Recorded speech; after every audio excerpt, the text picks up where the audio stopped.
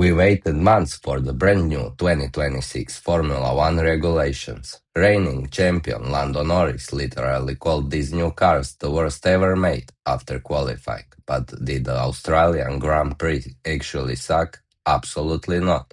We had a hometown hero crash before the race even started, Ferrari insane starts, and a four-time world champion slicing through the field from dead last. The pecking order has been completely shattered. Buckle up because the 2026 era has officially begun. Let's start with Mercedes. George Russell, the winner. Russell had a perfect weekend. He took pole position in qualifying and managed his tires beautifully on a one-stop strategy to win the race. Had amazing battles with Charles Leclerc at the start of the race.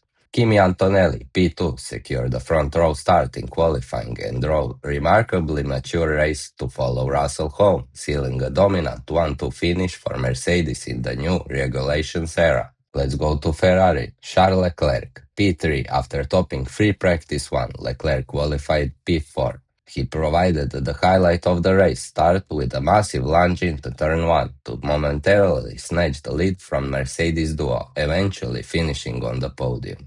Lewis Hamilton qualified P7 but showed strong race pace to carve his way up to 4th, finishing just half a second behind his teammate. Looked quicker than Leclerc at the end of the race. Great to see Lewis fighting at the front again. These new cars suit him much better than the ground effect era. McLaren Oscar Piastri, DNF, total heartbreak for the hometown hero after thrilling the crowd by topping free practice 2 and qualifying P5. Piastri shockingly crashed his McLaren on the formation lap and couldn't even start the race. Lando Norris, the defending champion, P5. Norris qualified P6 and had a relatively quiet, lonely race following his teammate's shock exit, salvaging 10 solid points for McLaren. He was fighting with Max at the end of the race for that P5, not where he wants to be if he wants to defend that championship. Red Bull, Isaac Hadjar, DNF, had a stunning Red Bull debut in qualifying, putting his Red Bull in P3. Unfortunately, his race ended early when thick smoke began pouring from the rear of his car due to major mechanical power unit failure, giving us the virtual safety car that Mercedes took advantage of and pitted both cars while Ferrari stayed out. Max Verstappen, P6. Verstappen had a nightmare qualifying, crashing out in Q1 and starting all the way down in P20. However, he drove an absolute masterclass on Sunday, overtaking 14 cars to finish P6 and proving the 2026 cars can race, catching Lando at the end of the race but couldn't pass him. Haas Oli Berman P7, a brilliant drive from Berman, who brought his Haas home comfortably in the points. Esteban Ocon P11 just missed out on the points, finishing one lap down from the leaders but showing Haas has a solid midfield package, fighting with Gasly for that P10 all race. Racing Bulls, Arvid Limblad P18, the 18-year-old rookie, had a phenomenal F1 debut, staying out of the trouble and scoring 4 points for the team, showing he is here to fight. Had an incredible start, but the pace of Racing Bulls is here. Great job to get the points on your F1 debut. Liam Lawson, P13, struggled slightly to match the pace of his rookie teammate, finishing a lap down outside the points. Was fighting with Perez at one point. Great to see them fighting again.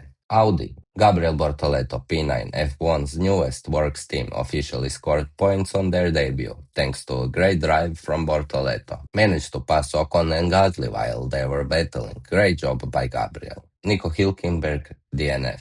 A disappointing end for the veteran, who was forced to retire his Audi before the race. Alpine, Pierre Gasly, P10. Gasly managed to scrape into the top 10 to grab the final point of the race for Alpine. Was fighting with Esteban for the whole race for that P10 and came out on top. Great job by Pierre. Alpine doesn't look great, but Pierre managed to score a point. Franco Colapinto, P14, finished 2 laps down, struggling to find the same race pace as Gasly. Not good for Franco. I expected he will be closer to Pierre on race pace.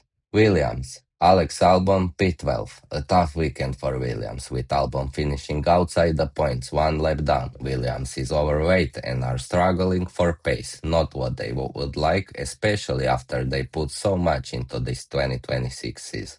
Carlos Sainz P15 finished 2 laps down in the race, miles off the pace. Aston Martin, Fernando Alonso, DNF. Aston Martin's weekend was an absolute disaster. The 2026 car suffered from severe vibrations, with Alonso warning that driving more than 25 laps would cause permanent nerve damage to his hands. He retired the car. Lance Stroll, DNF. Stroll echoed Alonso's nerve damage fears, claiming his limit was just 15 laps. Aston Martin is struggling with that Honda power unit in their back and can't extract the pace with Adrian Newey design. We will see if Honda can make that engine better so they can start fighting where they should be. Sergio Perez, P16, F1's brand new 11th team, had a brutal reality check. Perez failed to set a competitive time in several sessions, qualified at the back, and finished 3 laps down. Valtteri Bottas, DNF, on lap 18, his Cadillac completely died on track, bringing out the virtual safety car and capping off a tough debut for the American team.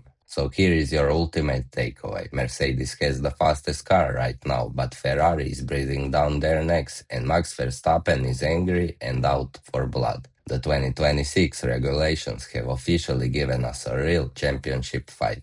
If you enjoyed the video, please comment, like and subscribe. Tell me what's your favorite moment of the race in the comments. See you for the China next weekend.